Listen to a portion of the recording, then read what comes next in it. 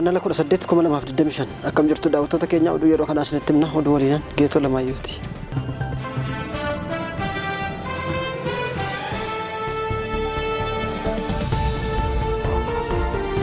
Finfinnee keessatti namtichi jaalallee isaa gudeeduun ajjeese manni murtii du'aan adabe. Namtichi maqaan isaa Mikaa'el Shimallis jedhamu jaalallee isaa ganna 17 Adonaayit Yeeyyis jedhamtu magaalaa Finfinnee kutaa magaalaa Araadaa aanaa 8tti erga gudeede booda ajjeesuun himatamee murtoon du'aa irratti murtaa'eera. Tumsa uummataan to'annoo jala erga oolee booda qorannoo poolisiin geggeesseen himatamaan kun bara 2005 eega 2007 akka lakkoofsa Giiziitti yeroo shamarreen kun umrii ganna 10 turte waamee suuqitti si ergaa jechuun irra deddeebiin gudeedaa akka ture irra ga'ame. Namtichi jaalallee haadha ishee waan ta'eef nama tokkotti yoo himte abbaaf haadha keen ajjeesaa jecha doorsisaa akka turee fi ati yoo dubbatte waan raawwanne hunda waraabeera waan ta'eef intarneetii irratti gadhiisaa jechuun sodaachisaa akka tures galmeen himatamaa kana ni ibsa. Poolisiin ragaalee funaannate kana himatamaan amanuun bakka yakka raawwate dhaqee waan hundasaa dhugaa ofirratti ba'uun manni murtii olaanaan federaalaa dhaddacha muddee 25,2017 ooleen murtoo balleessaa irratti dabarse. Himatamaan Mikaa'el Shimallis yakka ajjeechaa suukkanneessaa raawwateen murtoo du'aan akka adabamu irratti murtaa'uusaa odeeffannoon poolisii magaalaa Finfinnee irraa arganne ni mul'isa.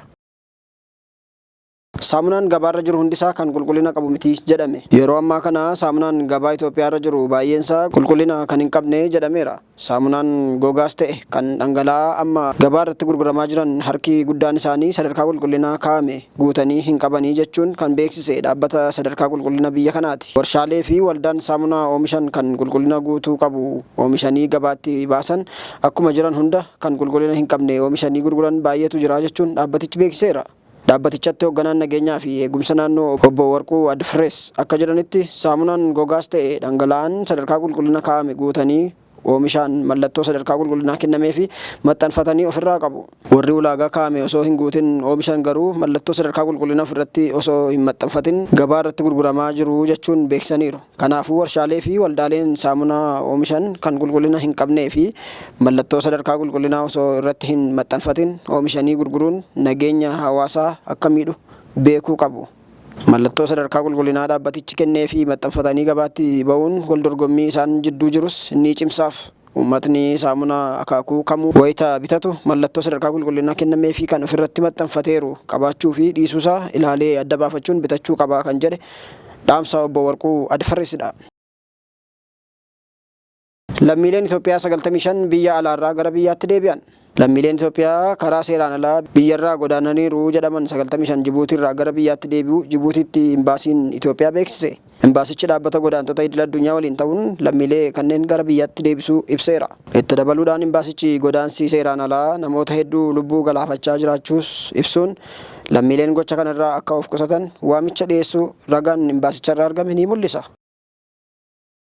Saalsaa Wayyaaniin lafa naannichaa falmisiisaadha jedhamee ilaalchisee yaada Obasanjoon dhiyeessan balaaleffate. Kaleessa malee dheengadda raawwiin waliigaltee Piriitooriyaa bakka qaamotni mallatteessan lamaan bakka argamanitti gamtaa Afrikaatiin gamagamamaa ture. Mootummaan federaalaa fi addi bilisummaa uummata Tigraay akka nagaa buusaniif ergamaa addaa gamtaa Afrikaa kan ta'an Oluseejoon Obasanjoon raawwii Piriitooriyaa irratti yaada furmaataadha jedhu tokko kennanii ture.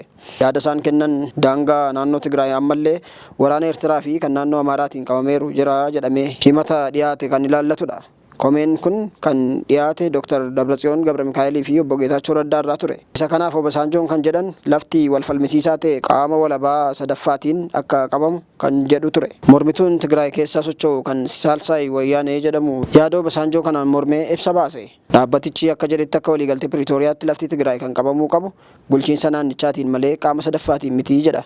Obasanjoon kan jechuu barbaadan qaamni sadaffaan mootummaa federaalaa ta'uu isaati. Mootummaan federaalaa qaama walabaa osoo hin taane qaama waliigalticha mallatteesse waan ta'eef walaba ta'ee lafa Tigraay kan inni qabaatu jiraachuu hin malu jedheera. Kanaaf waan Obasanjoon jedhan sirrii miti yookaan ibsa dabalataa itti kennuu qabu jechuun kaleessa beeksiseera. Oduu keenya taanuun Itoophiyaa fi Somaaliyaan hojiirra oolmaa waliigaltee Ankaaraa irratti marii teeknikaa gaggeessuu eegalan. Itoophiyaa fi Somaaliyaan waliigaltee Ankaaraa hojiirra oolchuuf marii teeknikaa jalqabaachuu ibsan. Marii teeknikaa marsaa jalqabaan isaa Turkiyyee magaalaa Ankaaraatti gaggeeffamee jira. Jila Somaaliyaa marii sana irratti hirmaachuuf Ankaaraa gale keessaa tokko kan ta'an Ministeera Odeeffannoo Aadaa fi Turizimii Somaaliyaa Daawud Awwees barreeffama Guraandhala 17/2025 karaa toora miidiyaa hawaasummaa isaa X isaanii irratti akka ibsanitti mariin kun waliigaltee Ankaaraa hojiirra oolchuuf mala jiran qorachuuf kaayeffatedha. Itti dabaluudhaanis Somaaliyaan wal hubannaa fi wal kabajuu irratti hundaa'uun nagaa dagaagsuu, tumsa cimsuu, hariiroo dippiloomaasii ijaaruu fi kutannoo agarsiistuu akka itti fuftu ibsaniiru. Gama Itoophiyaatiin marii sana irratti kan hirmaataa jiran Ministeera Dhimma Alaa Itoophiyaa Geediyoon Xiimotewoosidha. Ministeerri Dhimma Alaa Itoophiyaa biyyoonni lamaan waliigalticha irratti gama teeknikaa irratti yaada wal jijjiiran jechuun ibsaniiru. Itti dabaluudhaanis Geediyoon waliigalticha guutummaatti hojiirra oolchuuf kutannoo Itoophiyaan qabdu ibsaniiru. Waliigalteen Ankaaraa Pirezidaantii Turkiyyee Rasiip Taayib Erdogaan, Ministeera Muummee Abiy Ahimad fi Pirezidaantii Somaaliyaa Hassan Sheekh Mohammad mallatteessan birmadummaa, tokkummaa, walabummaa fi tokkummaa daangaa waliif kabajuu kutannoo qabaachuu irra deebi'ee mirkaneessee jira. Waliigaltee Ankaaraa hordofuun Pirezidaantiin Somaaliyaa Hassan Sheekh Mohammad amajjii 11/2025 gara Itoophiyaa kan imalanii turan yoo ta'u, muummicha ministeeraa Abiy Ahimad waliin walitti dhufeenya dippiloomaasii guutuu deebisuuf waliigalaniiru. Oduu keenya xumuraatiin Pirezidaantiin Eertiraa Isaayyaas Afwerqi Itoophiyaa keessatti walitti bu'iinsa akka uumamuuf hojjetaa jiru jedhan. Duraan Pirezidaantii Itoophiyaa kan turan Ambaasaadder Mulaatuu Tashoomaa. Pirezidaantiin Eertiraa Isaayyaas Afwerqi waliigaltee Piriitooriyaa diiguuf Abuut keessatti qoqqoodiinsa uumuuf yaalaa jira jechuun himatan. Gochi isaanii kunis kaaba Itoophiyaa keessatti waraana haaraa deebisee kakaasuu danda'a jechuun akeekkachiisan. Aljeeziraan yaada Ambaasaadder Mulaatuu Tashoomee wabeeffatee akka ibsetti taanaan Isaayyaas Afwerqiin sochiiwwan diigumsa bu'aan isaanii tilmaamamuu danda'u irratti bobba'aniiru jedhu. Geggeessaan Eertiraa kun kaayyoo waloo argachuun qaamolee Abuut keessaa waliigaltee nagaa kanaan hin gammannee fi kan gidduutti wal dhibdeen yoo uumame dantaa mataa isaaf deemaa jiru jechuun Ambaasaadder Mulaatuun ibseera. Ambaasaadder Mulaatuun itti dabaluudhaan Isaayyaas naannoo Amaaraa keessatti hidhattoota hundeessee akkasumas amma Abuut keessatti qoqqoodiinsa uume deeggaraa jira jechuun himataniiru. Kunis bulchiinsa yeroo akkaataa waliigaltee nagaatiin ijaarame diiguu akka danda'u akeekkachiisaniiru. Mulaatuun rakkoo Sudaan, Somaaliyaa fi Sahel keessatti deemaa jiru eeruun tasgabbiin Itoophiyaan murteessaa ta'uu cimsanii ibsaniiru.